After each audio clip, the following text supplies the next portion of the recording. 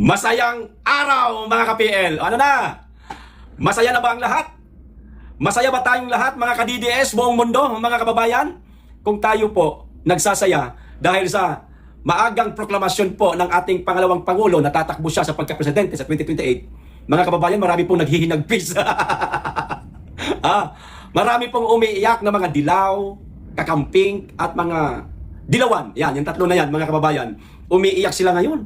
Kasi hindi ho nila lubos akalain mga kababayan na biglang magdeklara si BP Inday na tatakbo siya sa 2028. Kasi nga, mga kababayan, di umano, ang pagkakaalam nitong tatlong kulay na ito, mga kababayan, magre-resign ang ating pangalawang Pangulo sa pagka-vice presidente itong darating na April. Instead, antayin niya yung kanyang impeachment. Nga naman, pag na-impeach siya, hindi na siya makatakbo sa mas mataas o pinakamataas na posisyon sa ating bansa kung mai-impeach siya. Kasi yan po ang kumakalat ngayon na istorya mga kababayan dito sa tatlong kulay na ito, pula, dilaw at saka pink, na magre-resign di umano ang ating pangalawang Pangulo. Kasi meron di umano nagpapakalat yan mga kababayan. Mamaya ibibigay ko po sa inyo kung sino po itong nagpapakalat na di umano'y magre-resign daw ang ating pangalawang Pangulo sa kanyang pwesto. Ganito po mga kababayan ang kwento. Itutuloy ko lang po yung mga kapirasong nasabi ko po kanina sa programa natin sa Birada Aguila. May tumawag po sa akin, syempre. Ito po yung tagabulong ko, mga kababayan. At ayon sa kanya, A1 information di umano mga kababayan. Alpha ito, di umano na informasyon. Ngayon, pagkatapos ng press conference ni BP Inday Sara, tumawag ngayon sa akin yung aking tagabulong. Hindi ko na lang po babanggitin ang kanyang pangalan at kung ano po ang kanyang katayuan sa ating bansa. Okay? Ang sabi, itong isang tao na ito, sige, mamaya ibibigay ko po sa inyo ang mga kapirasong clue kung sino itong tao na ito. Itong tao na ito, di umano mga kababayan, umiikot-ikot di umano ito mga kababayan sa mga kongresista, yung mga natin po ngayon sa House of Representatives, para ipakalat yung bali-balita, kwento-kwento, at higit sa lahat, maling impormasyon na di umano ang ating pangalawang Pangulo nga daw ay magre-resign daw sa kanyang pwesto bilang pangalawang Pangulo ng Pilipinas. Yan po ang ipinapakalat nitong taong ito, mga kababayan. Dito sa tatlong kulay ng politika na ito at sa iba pang mga kongresista na nariyan ngayon sa House of Representatives. Ano ang motibo niya? Bakit niya sinasabi? Bakit kasama ito sa kanyang panghihikayat itong di umano'y magre-resign ang ating pangalawang Pangulo? Ang motibo di umano nitong taong ito, mga kababayan, ay para mas madaling makahikayat sa mga kongresista na mga nakaupo ngayon sa House of Representatives, mga kababayan. Makahikayat alin? Makahikayat na pumirma sila sa impeachment complaint laban sa ating pangalawang Pangulo, oras na dinggin na ito sa Committee on Justice, mga kababayan.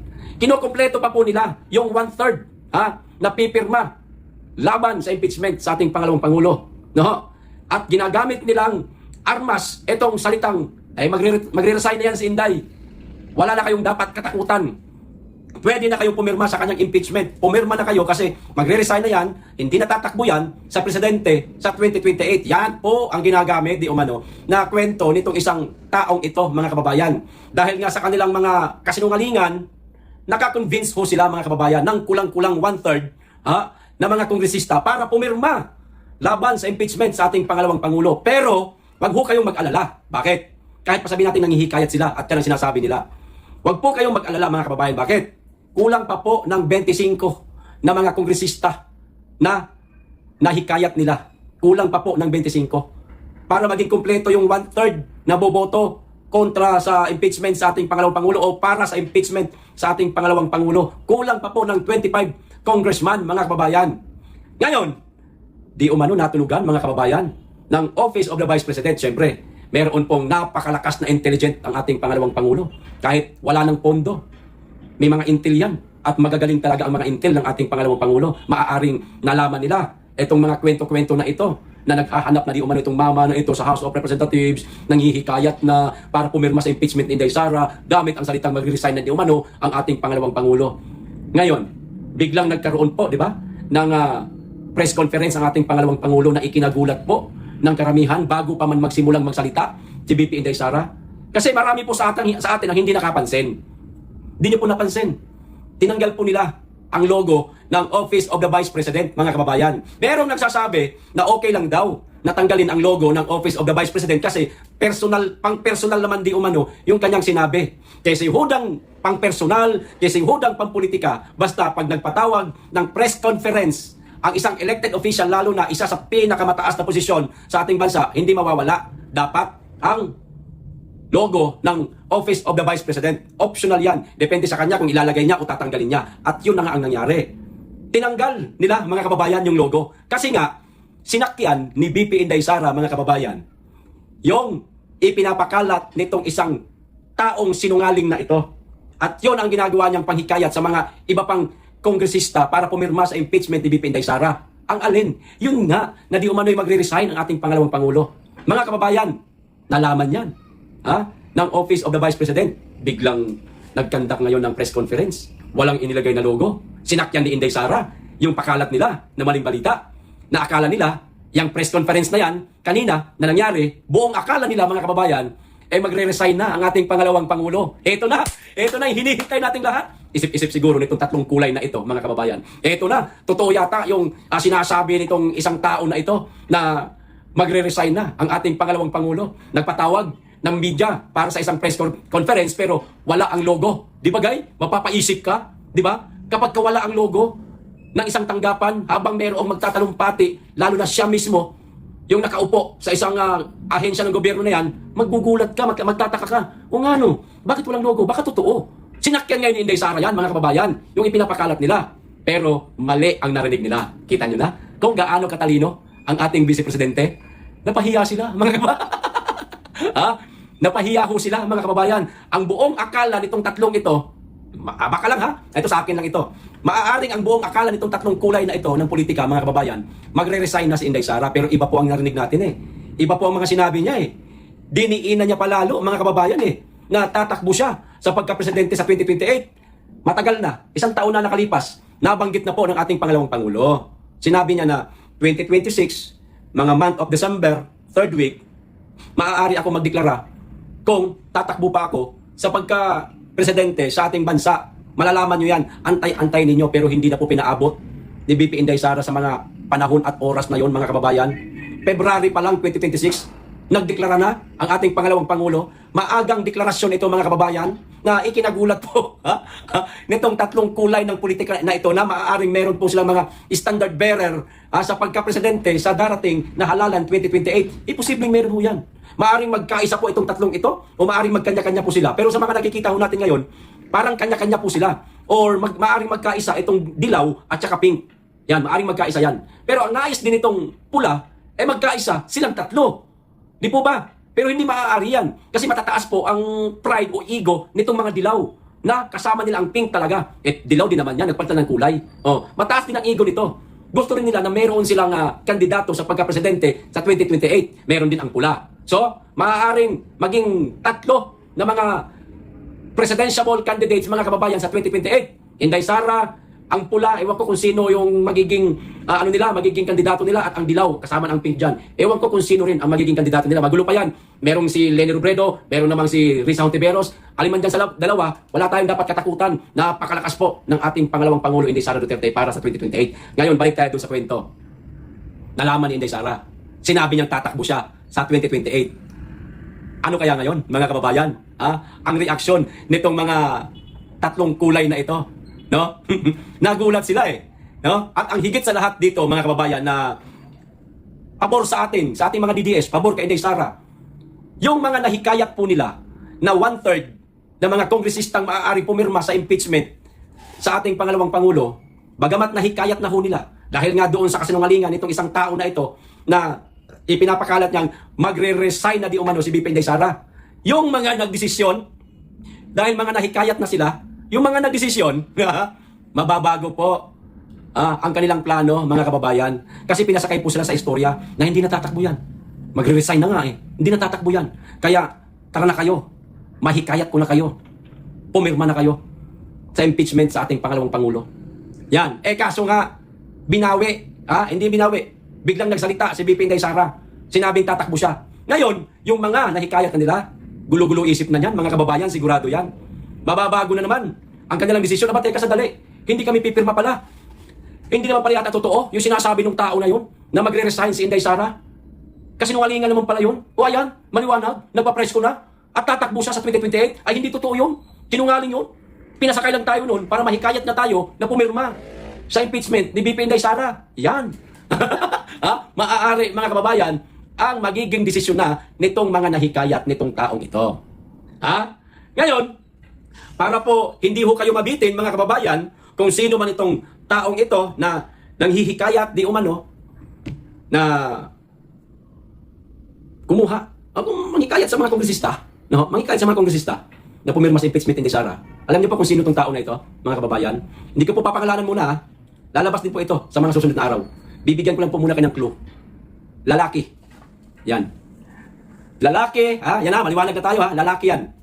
Sino pang lalaki na nasa isip po ninyo, mga kababayan, na galit sa mga Duterte? Maaaring masabi nila, teka, marami ka-PL, gulo eh. Ang dami nila eh. Si Bongbong Marcos lang eh, galit na galit yan eh. Si Martin Romualdez lang, galit na galit yan eh. Oh, marami dyan, mapasenador man, mapakongresista man. Marami dyan, galit na galit sa mga Duterte, lalo na kay Inday Sara. O ito pa, isa pang clue. Lalaki yung sinabi ko kanina. O sige, isa pang clue.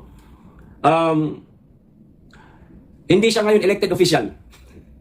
Ha? Hindi siya elected official. Tumakbo, noong nakarang halalan, 2025, kung daw nagkakamali, 2025 ba yun? Ay, teka. 25 ba yun o 22? Basta tumakbo siya, mga kababayan, pero hindi nanalo. Ha? Eh, teka, PL, marami pa rin tumakbo na hindi naman nanalo eh. Karuhin mo yung clue mo. Okay, sige. Isa pang clue, pangatlo na ito. Lalaki, tumakbo, pero hindi nanalo. Ang tinakbuhan niya, mayor. Okay na? Naintindihan nyo na? Siya po, ha? Di umano, ang nagpapakalat ng fake news na magre-resign ng ating pangalawang pangulo. Yan ang ginagamit niyang strategy, salita, no, para makahikayat ng mga congressman na pipirma sa impeachment sa ating pangalawang pangulo. Hindi siya nagtagumpay, mga kababayan. Dahil natunugan ng ating pangalawang pangulo na bago pa niya mahikayat itong buong 1/3 na mga pipirma sa impeachment laban sa ating pangalawang pangulo, minadali kaagad ni BP Sara ang pagdeklara na tatakbo siya sa 2028 sa pagkapresidente para ma-stop, matigil, mga kababayan, itong kasinungalingan nitong taong ito. Ade, biglang gumulo ang house. Kaya, mga kababayan, isa lang po ang masasabi ko, wala na pong mangyayaring impeachment. Meron mang mga pagdinig na mga magaganap patungkol pa rin sa impeachment sa ating pangalawang pangulo, pero wala na pong pipirma, mga kababayan. Kasi dalawa lang po ang pamimilian nila. Pipirma sila para mapatalsik o mapa-impeach ang ating pangalawang pangulo o nanaisin pa nilang manalo sa susunod na halalan kung sakasakaling tumakbo sila. Dalawa lang yan. Kasi pag pumirma sila sa impeachment Inday Sara, siguradong hindi sila mananalo. Oh, napatunayan na natin yan. Yung mga nasa Quadcom, karamihan doon natalo. Eh kung hindi lang ito pinilit na paupuin si Abante, hindi ngayon kongresista yan eh. Di ba? Pinadikyo lang nila yung nakatapat ni Abante eh. Kamusta sila Paduano? Barbers, Fernandez, at yung iba pang mga kasama nila. Talo, di ba? Yung iba nangamatay na, o hindi nanalo. Kasi nga, ganyan kalakas ang mga Duterte. Oras na kalabanin mo ang mga Duterte, elected official ka, politiko ka, asahan mo sa susunod na halalan, inidoro ka. Kaya wala nang pipirma sa impeachment sa ating pangalawang pangulo, mga kababayan. Yan po ay ating pag-aanalisa. Di ho ba? Totoo naman. Talaga, na hindi nila isasakripisyo itong kanilang pagiging politiko sa isang simpleng impeachment complaint laban sa ating pangalawang pangulo na maaari pang maging presidente sa 2028. Siguro, kung natuloy yung impeachment kay Bongbong Marcos, maaari pa. Napakaraming pipirma, sigurado ako dyan, na mga kongresista. Napakadali kunin ng 1/3 na boto na yan. Dito kay Inday Sara, hirap na hirap po sila makuha itong 1/3, mga kababayan. Kaya wala po silang ibang maisip na sasabihin sa ating sa mga kababayan nating kongresista, kundi sabihin nila na kuno, magre-resign ang ating pangalawang pangulo sa April itong taon na ito. Gumawa sila ng kwento, magsinungaling sila. Yan ang kumakalat ngayon. Kaso, bigo ho sila, mga kababayan eh. Hindi po natupad yung kanilang pinapangarap na mabuo itong 1/3 na boboto sa impeachment sa ating pangalawang pangulo, at higit sa lahat, malabo na rin matupad ang impeachment laban sa ating pangalawang pangulo. Kaya sigurado magsisiiyakan itong mga kababayan. Magsisipaglayasan pa yung iba dyan, lalo-lalo na itong mga kawatan, kasi nga siguradong babalikan sila ni Inday Sara. Oras na maging presidente si Inday Sara, napakaraming makukulong, mga kababayan. Babalikan ni Inday yan. Maraming hindi tatakbo na mga kawatan na opisyal ng gobyerno, mga kababayan, sa 2028. Maraming hindi tatakbo na mga politiko sa 2028, mga kababayan. Ha? Ngayon, mga kababayan, kanina, nag-press con si BP Sara. Di po ba? Panood natin lahat yun. Aba, may nainggit. May nagpa-press con din po. Alam niyo kung sino, mga kababayan? O eto, panoorin po natin. Tinanong po sa kanya kung ano ang masasabi niya sa mga sinabi ni BP Inday Sarang tatakbo siya sa 2028 election. O eto, panoorin natin. Ma'am, do you feel that it is now more urgent given that just a few minutes ago the Vice President declared that she's running for President in 2028? Oh, well, sabi ng mga paborito nating mga philosophers, tayo po ay may free will, so gamitin po natin. Yung announcement ni VP Sara today to run, naging malinaw na. How will this affect the timeline of the United Opposition in terms of also declaring your own standard bearer? Nandun kami sa proseso ng pagtatakda ng aming sariling timeline. So yung free will na binanggit ko kanina ay ginagamit na rin po namin sa sarili namin. So, it remains that you will announce by end of the year or first quarter of 2027. Tama po ba? Yun yung task that we have set ourselves. Ma'am, how will that affect yung requirements ninyo sa paghahanap ng standard bearer knowing that malinaw na kung sino yung makakalaban po ninyo and that is VP Sara? Well, dahil ilang taon na rin kaming magkakasama at regular na nag-uusap, bago pa man itong recent important development, patuloy yung pag-level off namin, pagkakasundo kung ano yung aming mga requirements or qualifications na hahanapin sa aming hanay. Hindi po nagbabago yon. And qualifications are what, ma'am? Well, actually not qualifications per se pa, but yung nabanggit ko dating common values na nahanap namin sa aming hanay, no? Yung pagnanais para sa anti-corruption and good governance, yung pag-grow at pag-share ng bunga ng ating mas malakas na ekonomiya, isang tunay na pagkakaisa sa ating divided at polarized na lipunan, of course, pambansang soberanya at iba pa. Hirap na hirap siyang sabihin ang sagot ng mga kababayan. Natulala sa sandali eh. Ang ganda ng tanong eh. Pero hirap na hirap siyang sagutin, mga kababayan. Kulang na lang sabihin niya, talaga namang malakas si Inday. Wala tayong magagawa. Kung tatakbo siya, ligwak na naman kami. Risa Hontiveros, tatakbo ka pa ba sa presidente sa 2028, ha? Gusto mo pang tumakbo sa pagka-presidente? Baka magsayang ka lang ng panahon, Risa. Baka magsayang ka lang ng pera, pero inidoro pa rin ang bagsak mo. Ako sa'yo, mag-isip-isip ka na. Mahirap kalaban ang isang Sara Duterte. Hindi nyo kayang talunin. Kahit nga ang Marcos administration administrasyon na yan, ha? Wala nga silang nakitang ipantatapat. Sino? Si Boying? Sino? Si John Vic? Wala. Inday Sara ang pinakamalakas ngayon. Sa inyo, mga dilaw. Si Leni Robredo? Hindi niya kumalahati kay Inday Sara yun na nakaraang halalan eh. Di ba? Partida. Vice Presidente tinakbo ni Inday nun. Presidente si Leni, napakalayo. Oh.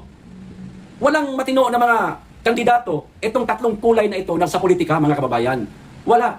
Kaya ikaw, Risa Hontiveros, baka nananaginip ka ng gising, madam, itigil mo na yung, nahihibang ka lang eh. Nahihibang ka lang, madam. Itigil mo yung pangarap mo na maging presidente ka, napakalabo mangyari yun. Kung si Marcos nga, kung sakasakali man na meron na silang magiging kandidato sa 2028 sa pagkapangulo, malabo pa rin malalaw eh. Malabong iboto ng ating mga kababayan yan. Maliban na lang kung dayain siguro nila ang halalan. Matatalo si Inday, mananalo ang manok ng administrasyon. Pero kung idadaan sa tamang laban, hindi mananalo. Kahit pagtulong-tulungan pa si BP Inday Sara, Risa Hontiveros. Ang tingin namin sa'yo ngayon, madam, pasensya na. Eto, amin lang naman to. Nakikita lang namin to sa'yo. Baka kasi, hindi mo napapansin sarili mo. Kinakailangan mo nang pansinin ang sarili mo. Madam, para mapangaralan mo sarili mo ba? Teka, parang mali na itong ginagawa ko. Risa Hontiveros, ang tingin namin sa'yo, alam mo kung ano? Napaka-obsess mo na. Sobrang obsess ka na mahawakan mo ang pinakamataas na kapangyarihan sa ating bansa o sa gobyerno. Malabong mangyari yan. Suntok sa buwan yan, Risa Hontiveros. Itigil mo yung pangarap mong kahibangan mo man lang yan. Ha? Itigil mo yan. Hindi ka mananalo. Inday Sara ang mananalo sa 2028. Masakit man sa paninig ninyo, kaya nyo mang ilaban, kaya nyo mang kumandidato, pero hanggang dyan lang kayo. Hanggang kandidato lang kayo. Hindi talaga kayo mananalo.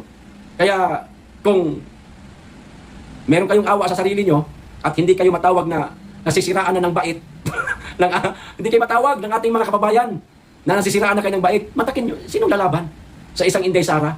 Risa Hontiveros lalaban? Di ba kayo maituturing na parang may sira na bait? Di ba? Sa pagiging obsessed niya na maging pangulo ng ating bansa? Baka nasiraan na po kayo, madam. Aba, magpakonsulta na ho siguro kayo sa doktor. Alagaan nyo po yung kalusugan ninyo. Baka mamaya may tama na po kayo eh.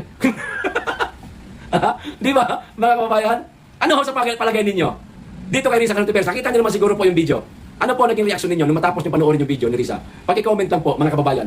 Idagdag ko lang po itong mga sinabi ni Senator Robin Padilla, mga kababayan. Bago po ang video niya, basahin ko lang po itong kanyang caption. Ano ho? Ito sabi ni Robin. Yun ang BP ko, si Amy. Nako, naloko na Robin Padilla. Patay tayo dyan. Kung tatakbo kang senador, sa 2028, madadali ka nito. Naniniwala tayo na malakas ang magiging mensahe ng tambalang Inday Sara Duterte at Manang Amy Marcos.